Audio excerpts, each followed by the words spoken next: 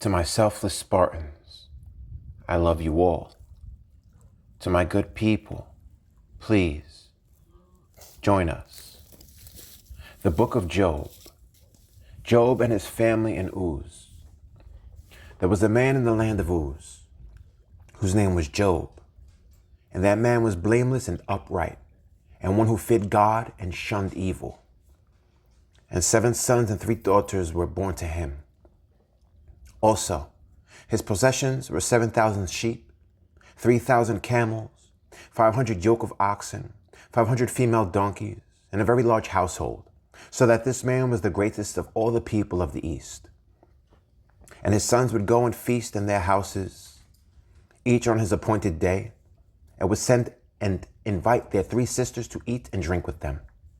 So it was, when the days of feasting had run their course, that Job would send and sanctify them, and he would rise early in the morning and offer burnt offerings according to the number of them all. For Job said, "It may be that my sons have sinned and cursed God in their hearts."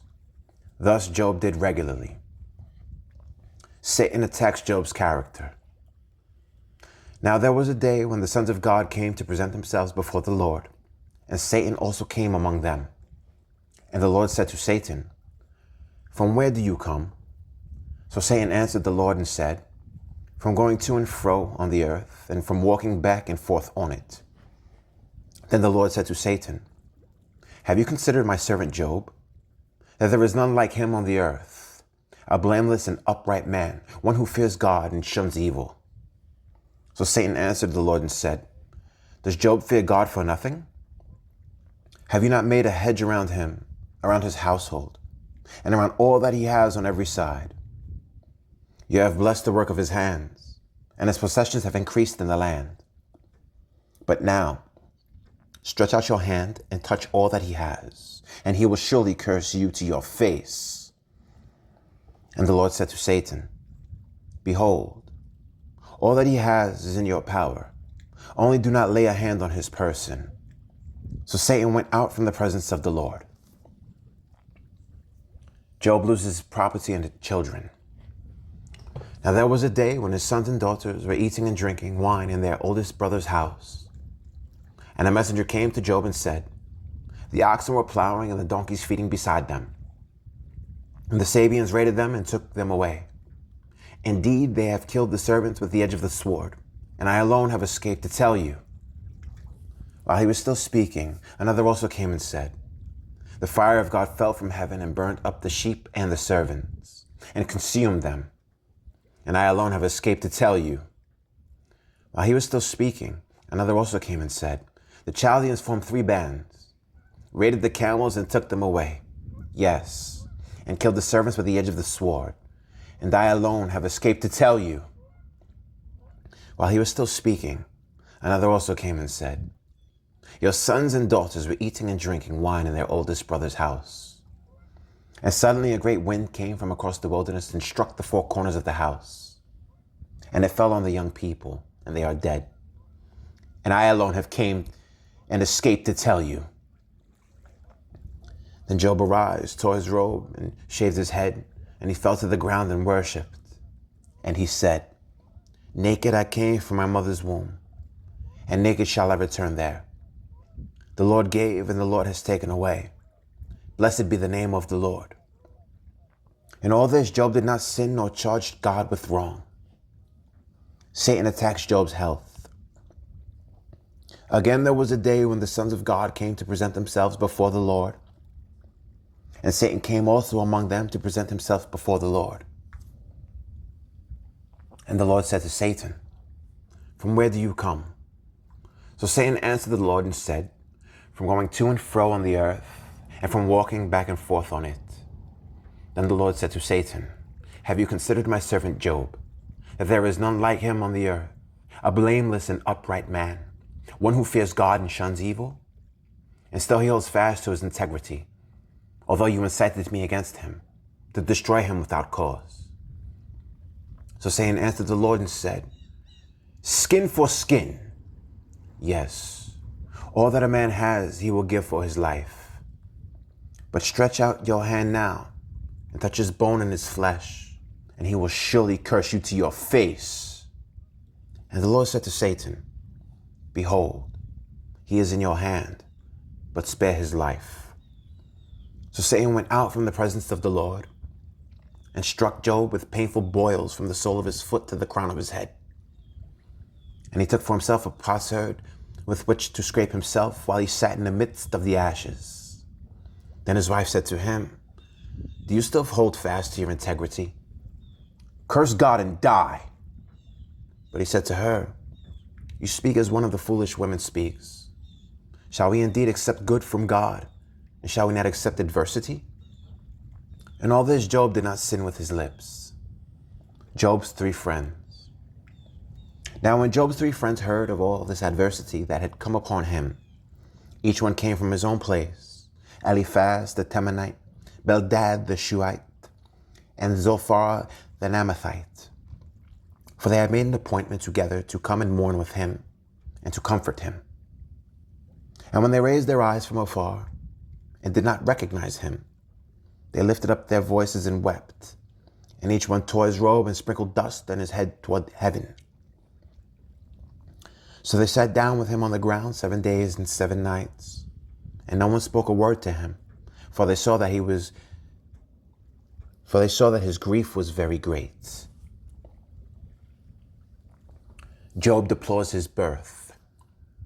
After this, Job opened his mouth and cursed the day of his birth. And Job spoke and said, may the day perish on which I was born, and the night in which it was said, a male child is conceived. May that day be darkness. May God above not seek it, nor the light shine upon it. May darkness and the shadow of death claim it. May a cloud settle on it. May the blackness of the day terrify it. As for that night, may darkness seize it. May it not rejoice among the days of the year. May it not come into the number of the months. Oh, may that night be barren. May no joyful shout come into it. May those curse it who curse the day, those who are ready to arouse Leviathan. May the stars of its morning be dark. May it look for light, but have none, and not seeing the dawning of the day. Because it did not shut up the doors of my mother's womb, nor hide sorrow from my eyes. Why did I not die at birth? Why did I not perish when I came from the womb? Why did the knees receive me? Or why the breasts that I should nurse? For now I would have lain still and been quiet. I would have been asleep. Then I would have been at rest, with kings and counselors of the earth, who built ruins for themselves, or with princes who had gold, who filled their houses with silver. Or why was I not hidden like a stillborn child, like infants who never saw light? There the wicked cease from troubling, and there the weary are at rest. There the prisoners rest together. They do not hear the voice of the oppressor. The small and great are there, and the servant is free from his master. Why is light given to him who is in misery, and life to the bitter of soul, who long for death, but it does not come, and search for it more than hidden treasures, who rejoice exceedingly, and are glad when they can find the grave? Why is light given to a man whose way is hidden, and whom God has hedged in? For my sighing comes before I eat, and my groanings pour out like water. For the thing I greatly feared has come upon me, and what I dreaded has happened to me. I am not at ease, nor am I quiet. I have no rest, for trouble comes. Eliphaz, Job has sinned. Then Eliphaz the Temanite answered and said, if one attempts a word with you, will you become weary? But who can withhold himself from speaking? Surely you have instructed many, and you have strengthened weak hands. Your words have upheld him who was stumbling, and you have strengthened the feeble knees. But now it comes upon you, and you are weary. It touches you, and you are troubled. Is not your reverence your confidence, and the integrity of your ways your hope? Remember now, whoever perished being innocent, or where have the upright ever cut off? Even as I have seen those who plow iniquity and sow trouble reap the same. By the blast of God they perish, and by the breath of his anger they are consumed. The roaring of the lion, the voice of the fierce lion, and the teeth of the young lions are broken. The old lion perishes for lack of prey, and the cubs of the lioness are scattered. Now a word was secretly brought to me, and my ear received a whisper of it. In disquieting thoughts from the visions of the night. When deep sleep falls on men, fear came upon me and trembling, which made all my bones shake. Then a spirit passed before my face. The hair on my body stood up. It stood still, but I could not discern its appearance. A form was before my eyes. There was silence. Then I heard a voice saying, "Can a mortal be more righteous than God? Can a man be more pure than his maker? If he puts no trust in his servants, if he charges his angels with error, who much more does who dwell in houses of clay, whose foundation is in the dust, who are crushed before a moth? They are broken in pieces from morning till evening. They perish forever, with no one regarding. Does not their own excellence go away? They die, even without wisdom." Eliphaz, Job is chastened by God. Call out now. Is there anyone who will answer you? And to which of the holy ones will you turn? For wrath kills a foolish man, and envy slays a simple one. I have seen the foolish taking root, but suddenly I cursed his dwelling place. His sons are far from safety. They are crushed in the gate, and there is no deliverer. Because the hungry eat up his harvest, taking it even from the thorns, and the snare snatches their substance. For affliction does not come from the dust, nor does trouble spring from the ground. Yet man is born to trouble, as the sparks fly upward. But as for me, I would seek God, and to God I would commit my cause. Who does great things and unsearchable, marvelous things without number? He gives rain on the earth. He sends waters on the fields. He sets on high those who are lowly, and those who mourn are lifted to safety. He frustrates the devices of the crafty, so that their hands cannot carry out their plans. He catches the wise in their own craftiness, and the counsel of the cunning comes quickly upon them. They meet with darkness in the daytime, and grope at noontime as in the night. But he saves the needy from the sword, from the mouth of the mighty, and from their hand. So the poor have hope, and injustice shuts her mouth. Behold, happy is the man whom God corrects. Therefore do not despite the chastening of the Almighty. For he bruises, but he binds up. He wounds, but his hands make whole. He shall deliver you in 6 troubles. Yes, in 7 no evil shall touch you. In famine he shall redeem you from death, and in war from the power of the sword. You shall be hidden from the scourge of the tongue, and you shall not be afraid of destruction when it comes. You shall laugh at destruction and famine, and you shall not be afraid of the beasts of the earth. For you shall have a covenant with the stones of the field, and the beasts of the field shall be at peace with you. You shall know that your tent is in peace. You shall visit your dwelling and find nothing amiss. You shall also know that your descendants shall be many, and your offspring like the grass of the earth. You shall come to the grave at a full age, as a sheaf of grain ripens in its season. Behold, this we have searched out. It is true. Hear it, and know for yourself. Job, my complaint is just. Then Job answered and said, Oh, that my grief were fully weighed, and my calamity laid with it on the scales, for then it would be heavier than the sand of the sea. Therefore my words have been rash, for the arrows of the Almighty are within me. My spirit drinks in their poison. The terrors of God are arrayed against me. Does the wild donkey bray when it has grass? Or does that ox low over its fodder? Can flavorless food be eaten without salt? Or is there any taste in the white of an egg?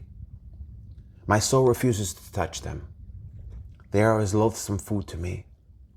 Oh, that I might have my request, that God would grant me the thing that I long for, that it would please God to crush me, that he would loose his hand and cut me off.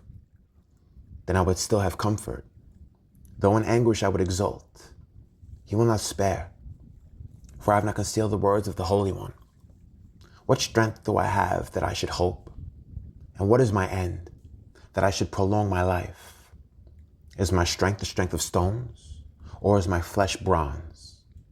Is my help not within me, and is success driven from me? To him who is afflicted, kindness should be shown by his friend, even though he forsakes the fear of the Almighty. My brothers have dealt deceitfully like a brook, like the streams of the brook that pass away, which are dark because of the ice, and into which the snow vanishes. When it is warm, they cease to flow. When it is hot, they vanish from their place. The paths of their way turn aside. They go nowhere and perish. The caravans of Tema look. The travelers of Sheba hope for them. They are disappointed because they were confident.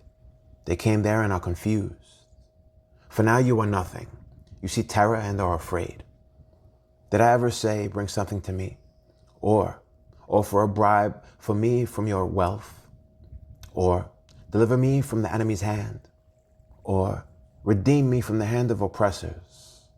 Teach me, and I will hold my tongue. Cause me to understand wherein I have erred. How forceful are right words! But what does your arguing prove? Do you intend to rebuke my words and the speeches of a desperate one, which are as wind? Yes, you overwhelm the fatherless, and you undermine your friend. Now therefore, be pleased to look at me. For I would never lie to your face. Yield now. Let there be no injustice. Yes, concede. My righteousness still stands. Is there injustice on my tongue? Cannot my taste discern the unsavory? Job, my suffering is comfortless. Is there not a time of hard service for a man on earth? Are not his days also like the days of a hired man, like a servant who earnestly desires the shade, and like a hired man who eagerly looks for his wages? So I have been allotted months of futility, and wearisome nights have been appointed to me. When I lie down, I say, when I shall arise, and the night be ended. For I have had my fill of tossing till dawn. My flesh is caked with worms and dust. My skin is cracked and breaks out afresh. My days are swifter than a weaver's shuttle, and are spent without hope. Oh, remember that my life is a breath. My eye will never again see good. The eye of him who sees me will see me no more. While your eyes are upon me, I shall no longer be. As the cloud disappears and vanishes away, so he who goes down to the grave does not come up. He shall never return to his house, nor shall his place know him any more. Therefore I will not restrain my mouth. I will speak in the anguish of my spirit. I will complain in the bitterness of my soul. Am I a sea or a sea serpent that you set a guard over me? When I say, my bed will comfort me, my couch will ease my complaint. Then you scare me with dreams and terrify me with visions, so that my soul chooses strangling and death rather than my body. I loathe my life. I would not live forever. Let me alone, for my days are but a breath. What is man that you should exalt him? That you should set your heart on him? That you should visit him every morning and test him every moment? How long? Will you not look away from me and let me alone till I swallow my saliva? Have I sinned? What have I done to you, O watcher of men? Why have you set me as your target, so that I am a burden to myself? Why then do you not pardon my transgression and take away my iniquity? For now I will lie down in the dust, and you will seek me diligently, but I will no longer be. Bildad, Job should repent. Then Bildad the Shuhite answered and said, How long will you speak these things, and the words of your mouth be like a strong wind? Does God subvert judgment, or does the Almighty pervert justice? If your sons have sinned against him, he has cast them away for their transgression. If you would earnestly seek God and make a supplication to the Almighty, if you were pure and upright, surely now he would awake for you and prosper your rightful dwelling place, though your beginning was small. Yet your latter end would increase abundantly. For inquire, please, of the former age, and consider the things discovered by their fathers. For we were born yesterday and know nothing, because our days on earth are a shadow. Will they not teach you and tell you, and utter words from their heart? Can the papyrus grow up without a marsh? Can the reeds flourish without water? While it is yet green and not cut down, it withers before any other plant. So are the paths of all who forget God, and the hope of the hypocrite shall perish. Whose confidence shall be cut off, and whose trust is a spider's web? He leans on his house, but it does not stand. He holds it fast, but it does not endure. He grows green in the sun, and his branches spread out in his garden. His roots wrap around the rock heap and look for a place in the stones. If he is destroyed from his place, then it will deny him, saying, I have not seen you. Behold, this is the joy of his way, and out of the earth others will grow. Behold, God will not cast away the blameless, nor will he uphold the evildoers. He will yet fill your mouth with laughing, and your lips with rejoicing. Those who hate you will be clothed with shame, and the dwelling place of the wicked will come to nothing.